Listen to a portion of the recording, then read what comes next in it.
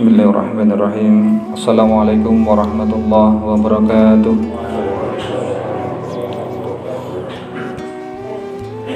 Innal hamdalillah nahmaduhu wa nasta'inu wa nastaghfiruh wa na'udzu billahi min shururi anfusina wa min sayyiati a'malina.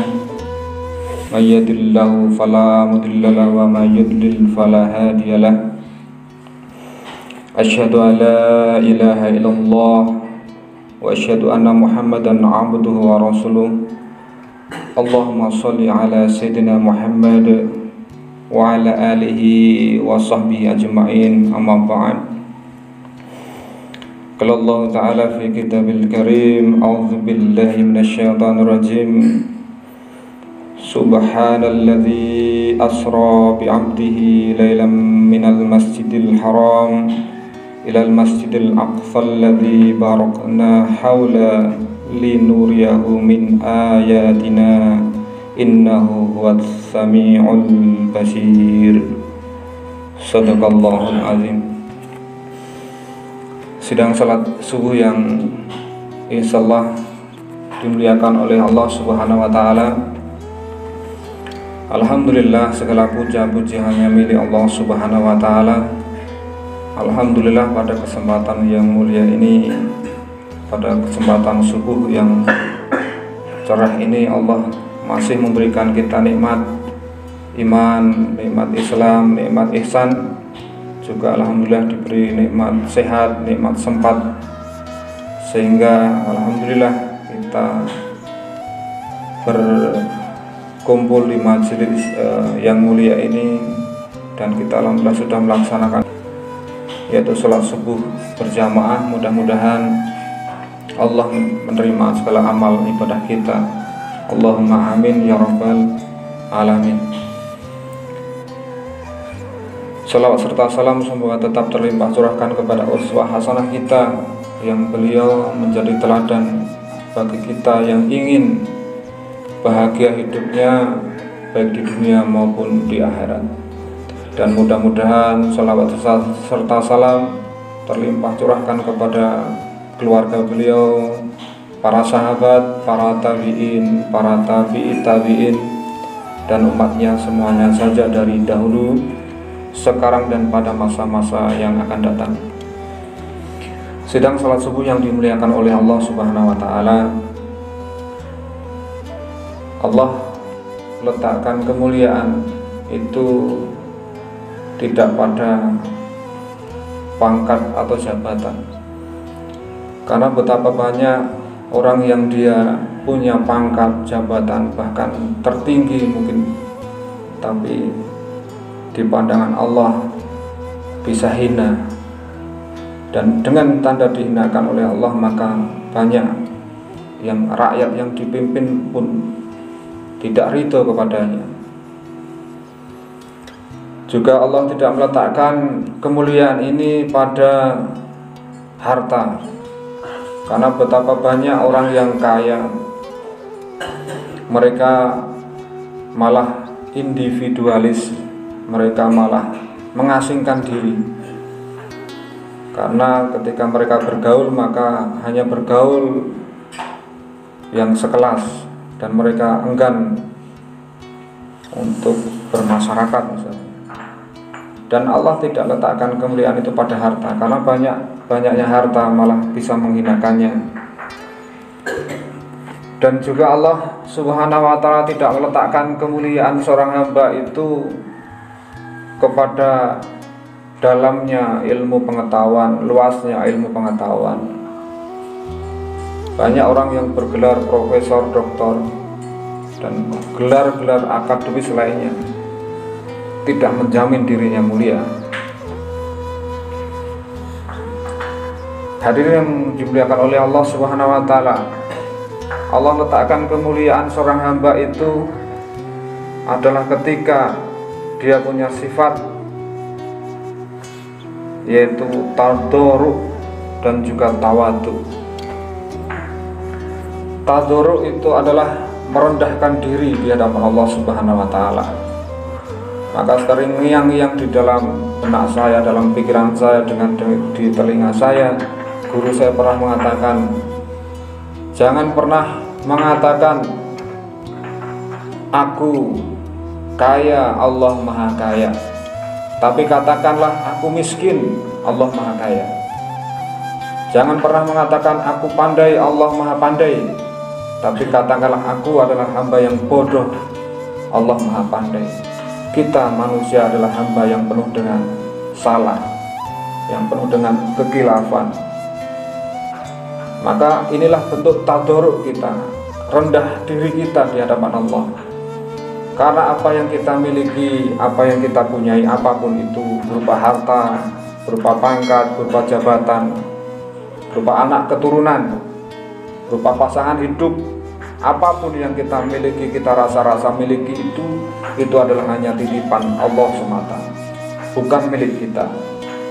Tapi kadang-kadang karena lamanya harta itu ada diamanahkan kepada kita, lamanya jabatan itu kita sandang, maka karena lamanya itu merasa itu adalah milik kita. Hadirin sidang sholat subuh yang dimuliakan oleh Allah Subhanahu wa ta'ala, tadarruk ini adalah tanda bukti rendah diri kita.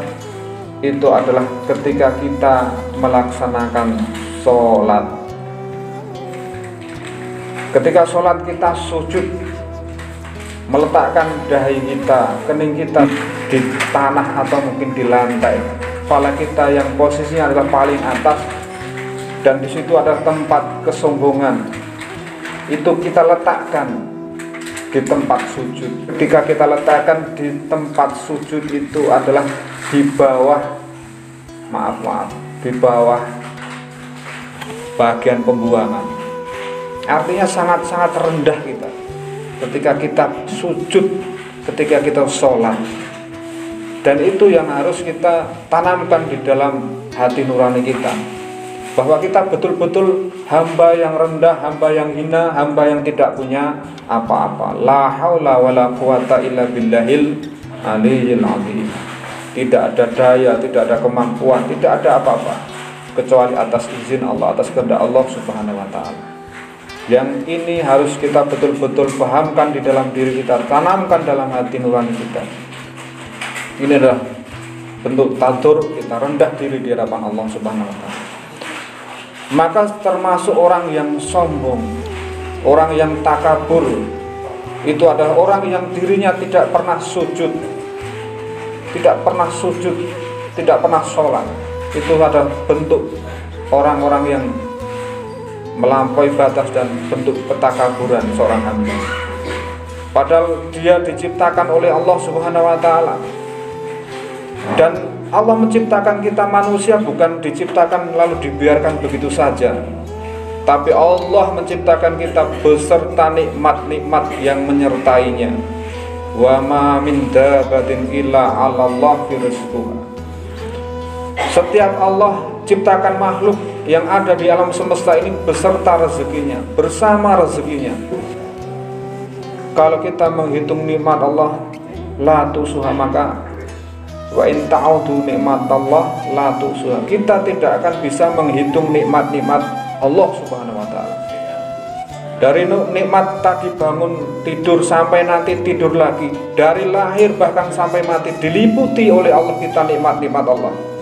Tapi karena nikmat itu ada bersama kita terus menerus, maka kadang-kadang kita lalai bahwa itu yang memberi nikmat adalah Allah Subhanahu wa ta'ala.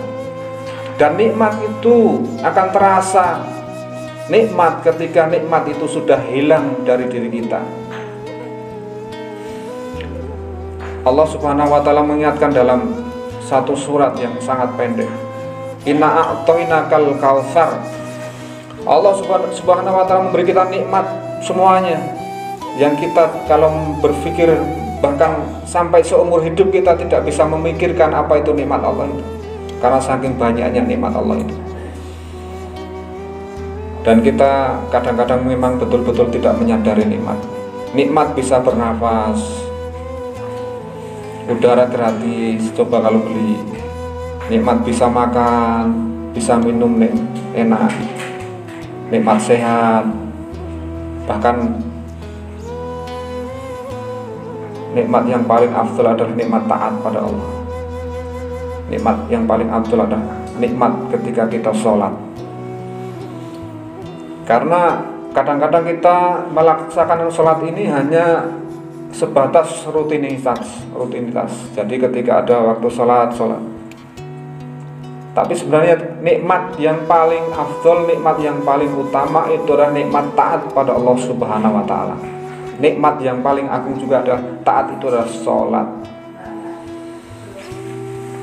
Karena kedekatan kita kepada Allah adalah ketika kita sholat. Fasholli, maka sholatlah. Kalau kita ingin bahagia, sholat. Kalau kita ingin sukses, sholat. Kita ketika ingin apapun, sholat. Maka di dalam sholat itu pun Allah mengajari kita satu surat yang merupakan wajib kita baca. Yang tidak sah sholat seseorang ketika tidak membaca surat itu adalah surat Al-Fatihah. Iyyaka na'budu wa iyyaka nasta'in. Ya Allah, hamba kepadamu hamba menyembah, kepadamu hamba menundukkan diri, pasrah.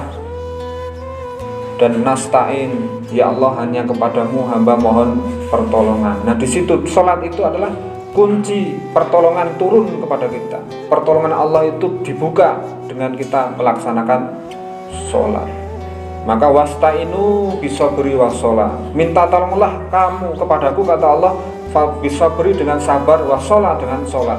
Jadi apapun curhatan kita ketika ada masalah di dunia ini, apapun itu, masalah keluarga, masalah ekonomi, masalah apapun, bahkan masalah virus sekarang ini, apapun, dalam konsep iman, konsep Islam adalah sholat dengan sholat. Maka sholatu imaduddin, sholat itu adalah imaduddin, adalah tiangnya agama. Fakot akomaha fakot akomatin. Barang siapa yang dia menegakkan sholat, melaksanakan sholat, fakot akomatin, maka dia punya Islam di dalam dirinya. Waman tarokahu fakot hadamatin. Barang siapa dia meninggalkan sholat, fakot hadamatin, maka dia merobohkan agama. Maka orang yang tidak sholat itu, di samping dia takabur, sombong pada Allah, dia juga tidak punya agama. Walaupun KTP-nya Islam, walaupun KTP-nya Islam, kalau dia tidak sholat, kata Rasul bukan kata saya, kata hadis, dia merobohkan agama, dia tidak punya agama.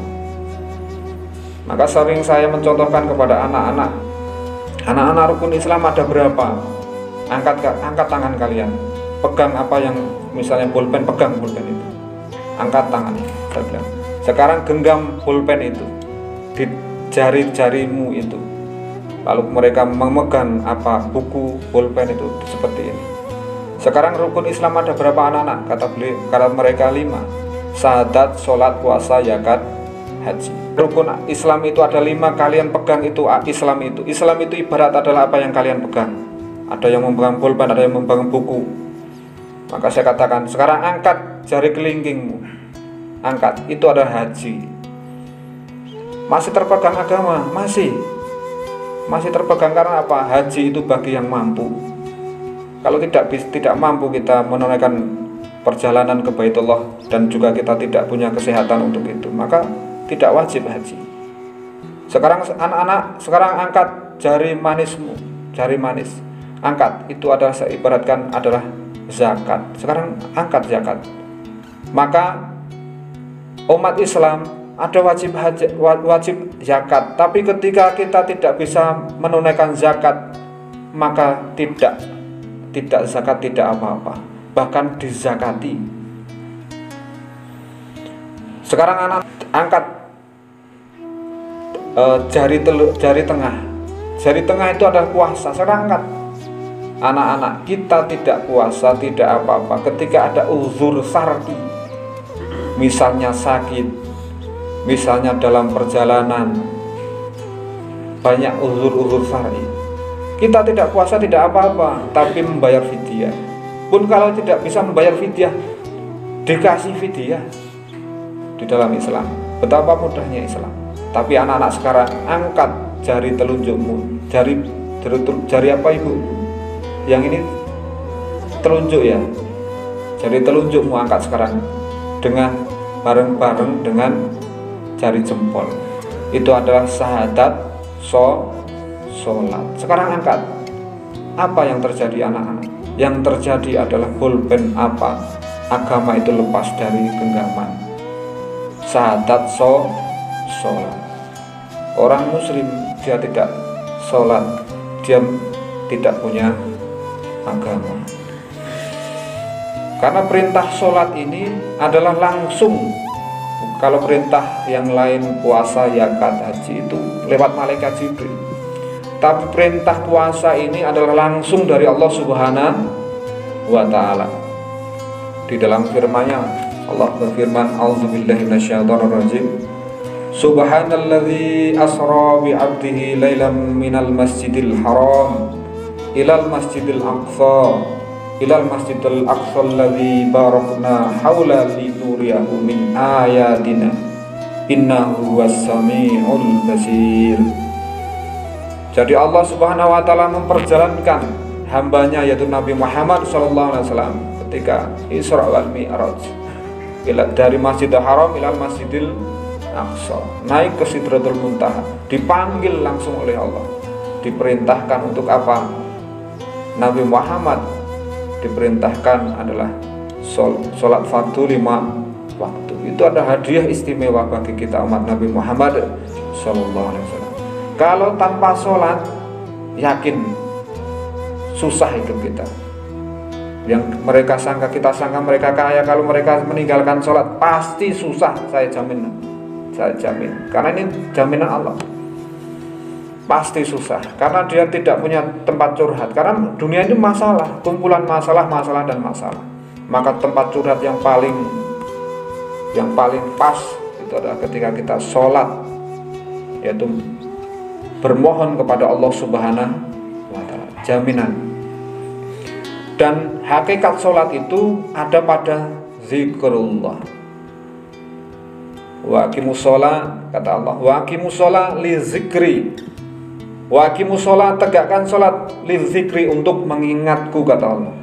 Jadi inti, esensi, hakikat daripada ibadah sholat yang merupakan ibadah yang paling agung itu ada zikrullah, zikir kepada Allah Subhanahu wa Ta'ala. Maka kata Allah, fawailul lil musallin. Sholat masih celaka. Karena apa? Lalai itu apa? Tidak mengingati Allah Subhanahu wa Ta'ala. Maka ketika kita sholat, kita betul-betul mengangkat ketika takbir Allahu Akbar itu betul-betul kita tadarruk, merendahkan diri di hadapan Allah. Sudah tinggalkan dunia, jangan pikirkan dunia. Sudah ketika sholat Allahu Akbar, niat sholat Allah Maha Besar, maka yang lain dunia itu kecil. Allahu Akbar, ketika kita betul-betul menghadap Sang Maharaja di Raja, Allah Subhanahu wa Ta'ala. Ketika kita menghadap pejabat saja kita betul-betul harus merendahkan diri, apalagi kita menghadap kepada pemilik alam semesta beserta isinya. Kita betul-betul harus tadarruk, merendahkan diri. Kita tidak punya apa-apa, kita hanya hamba lemah. Pasrahkan semua. Allahu Akbar, Allah Maha Besar. Maka ketika kita tadarruk, merendahkan diri di hadapan Allah dengan kita sholat, Allah akan memuliakan kita. Dan ketika hubungan kita dengan makhluk, dengan sesama muslim di kemasyarakatan ini, ketika kita ingin dimuliakan juga, maka syaratnya adalah rendah hati. Kita muliakan tetangga, kita muliakan teman, kita muliakan saudara kita seiman. Jangan merasa punya ilmu, yang paling paham agama, lalu menyalahkan yang tidak sepaham dengan pemahamannya dan lain sebagainya. Tawadu, rendah hati. Maka itulah yang dicontohkan Nabi Muhammad SAW. Karena Rasulullah dimuliakan bukan karena ilmu beliau, bukan karena kekayaan beliau, tapi Allah muliakan karena akhlak beliau. Innama bu'istum li utamima makarimal akhlak. Demikian Bapak Ibu yang dapat saya sampaikan, mudah-mudahan ada manfaatnya. Saya Pak Ustaz. Monggo, insyaallah. Demikian Pak Ustaz. Islam itu tidak mencacat atau tidak mencela orang yang kaya, orang yang pandai. Juga Rasulullah bersabda, iman itu dia kata anak, tapi tak ibadah. Wa mali akhiratika kata anak kata menjemputkan.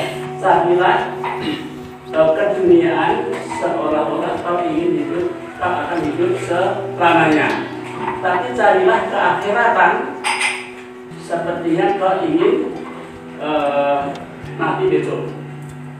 Berarti hadis itu atau ayat itu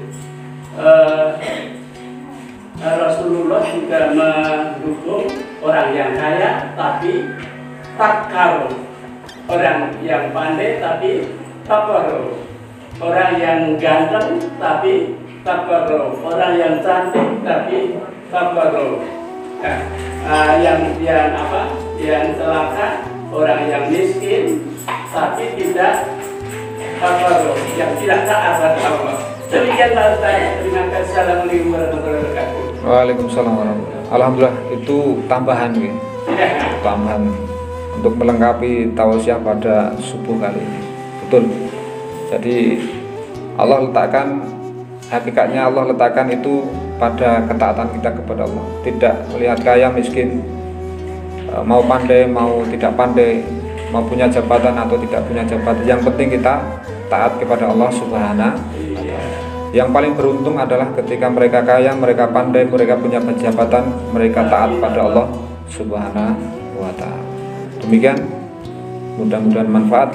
Akhir kalam kita tutup. Subhanakallahumma wa bihamdika asyhadu an la ilaha illa anta astaghfiruka wa atubu ilaik. Wassalamualaikum warahmatullahi wabarakatuh.